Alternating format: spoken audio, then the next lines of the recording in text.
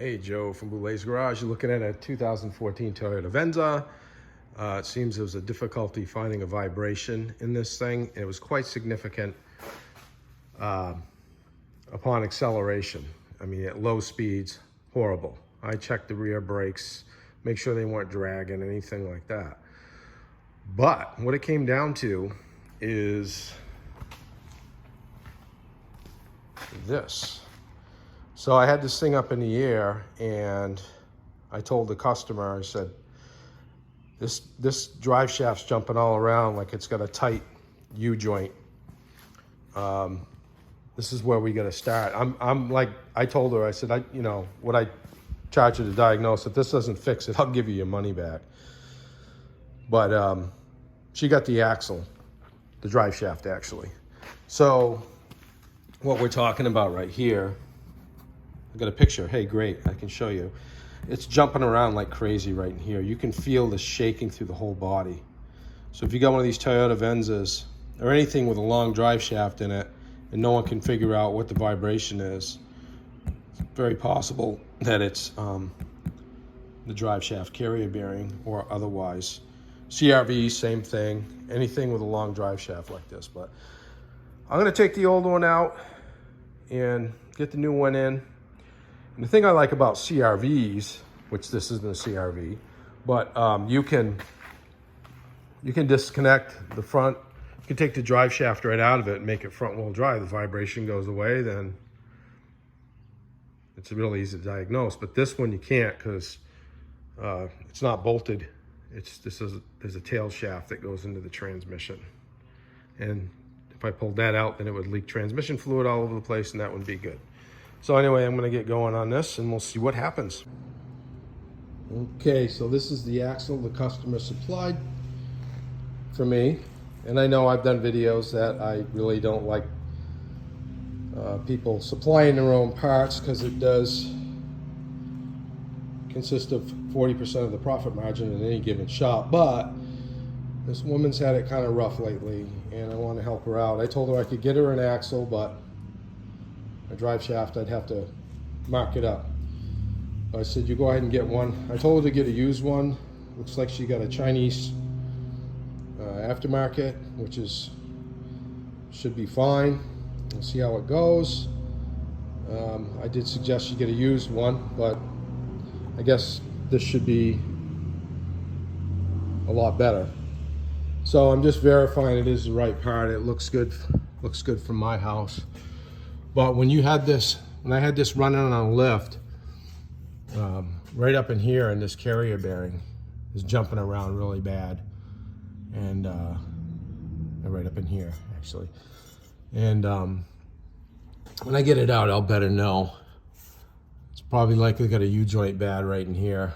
It's all bound up, but you can't just pull the axle, the drive shaft out of the tail shaft of the transmission because it's going to leak fluid all over the place. Hondas, the front is attached just like this, like the back on this one.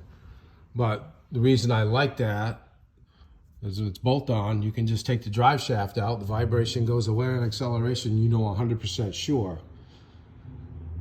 But I told her if this doesn't take care of it, which I'm quite certain it will, I'll give her diagnosis time back, but I'm quite certain of it. Just by having it running on the lift, it's shaking like crazy, vibrating right here. All right, so I'm gonna get this old axle out, and this is gonna be a short video. I'm not gonna actually show you what I gotta do. I mean, you're gonna pull this bolt out, that bolt out, just out of the carriers and mounts. And back here, pull those nuts off there, and it should be pretty much easy peasy. Just getting it up there by myself. I'm gonna have to use a transmission jack, but no big deal. All right, I got this drive shaft in this 2014 Venza, and the problem was very apparent once I got the old drive shaft out over here. And so as I told you, it was hopping around in here pretty good. If you look at this U-joint, that way it moves good. This way,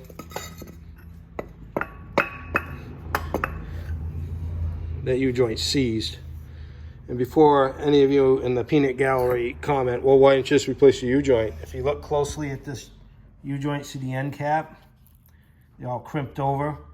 I went through this with a CRV. I tried to get some new U-joints for it. I don't know if off Rock Auto or something like that, or Amazon, I forget where. And didn't work out. It's just by the time you get done, and I could not get those back in there, and you've got no place to put a clip. So I just didn't really want to tap a crimp in there, and it's just something that you can't, you got to be sure about, you know what I mean? And there's a guy across the parking lot from me. That's all he does. He builds drive shafts, balances them. I asked him if he'd replace them. He says, no, just get a new shaft. Because by the time you're done, you're better off just buying a whole shaft. So yeah, being a long shaft like this over time, there's a lot of wear and tear on it. It went through without pretty much a hitch. There are spacers up in here you want to pay attention to if you do one of these jobs. And also, I didn't think of it.